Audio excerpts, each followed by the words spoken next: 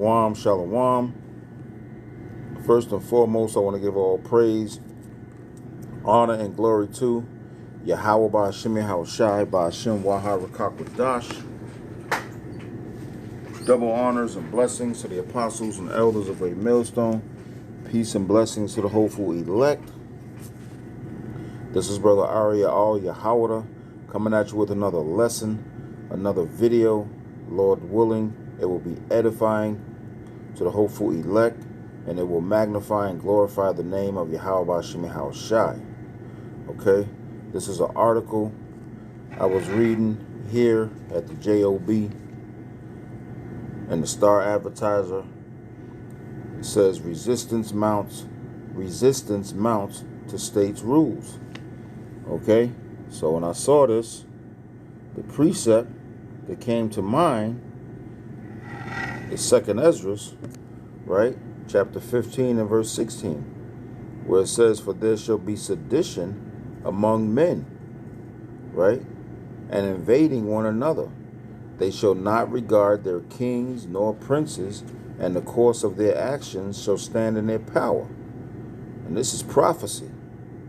This is prophecy that's coming true right before our eyes. This is that sedition that 2nd Ezra saw, right? Sedition among men. And that, because we know that word sedition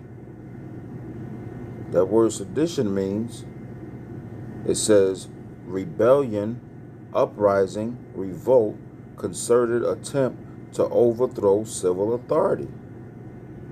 Okay? Basic definition is an illegal action inciting resistance to lawful authority and tending to cause the disruption or overthrow of the government.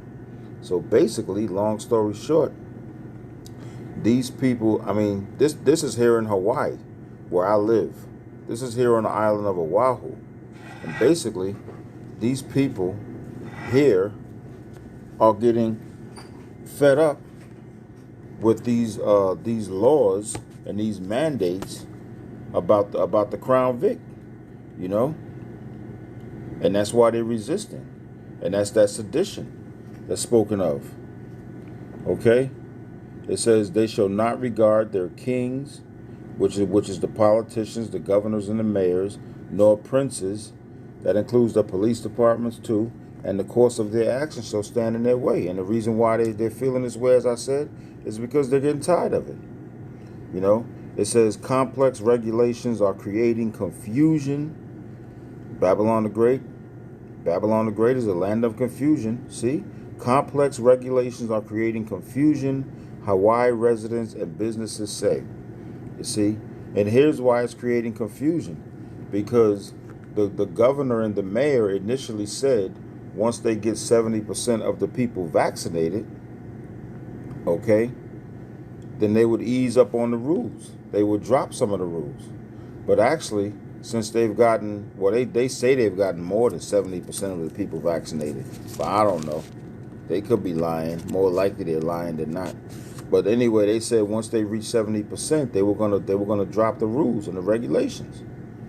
But now they've said they've reached over 70%, but instead of them dropping the rules or making them lesser, they created more. I'll read a little bit from the article. It says Anthony and Jermaine Melabanon are finally set to celebrate their wedding this month after having the festivities twice delayed due to the Crown Vic. It said about 100 family and friends will gather along Paradise Cove, a stretch of tranquil coastline on Oahu's leeward coast, for the reception, but reminders of the virus will be omnipresent as security personnel that the venue required the couple hire make sure all their guests are wearing masks. So how many people have a wedding or a wedding reception where the government tells you have to hire security personnel, and this security personnel is to make sure everyone keeps their mask on? It's fucked up, you know. But that's how this thing is working out, you know. The scriptures tell us about those who make unrighteous decrees, right? And I'm going to get that precept right now. It says, woe to them that make unrighteous decrees. Okay, Salakia, 1 second. Yeah, it says, woe, Salakia, 1 second. Let me get this.